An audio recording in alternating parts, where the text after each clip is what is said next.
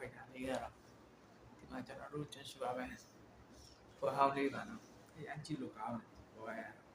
ရှယ်တီးတယ်ဟိုကောင်တော့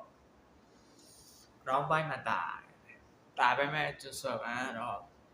သူတင်ထားတဲ့ဟာတွေအဲ့လိုမျိုးကြီးအကောင်းစားကြီးအမိုက်စားကြီးကြည့်တာဟိုရောက်ကိုင်းတယ်လေကိုင်းပြီးတော့ကျွတ်ရှူကပြန်ရောင်းထားလို့ရတယ်တီးတယ်ထိုးတာထိတယ်လေ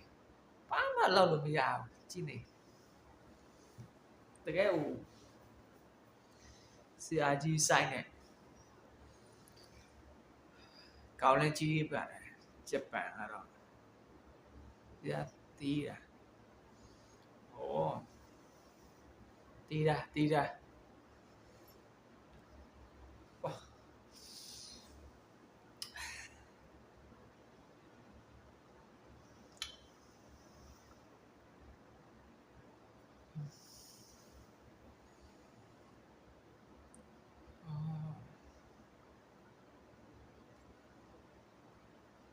ထိတယ်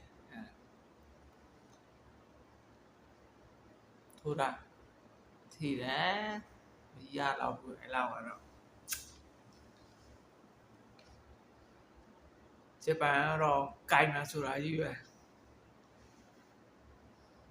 မရဘူးကြည့်လားဒီကောင်လဲချဖို့လောက်နေတယ်တခေါက်မှလည်းအစမပြေ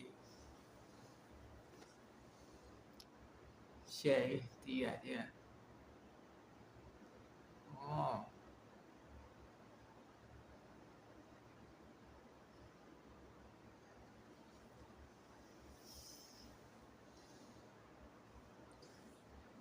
ပြီးတော့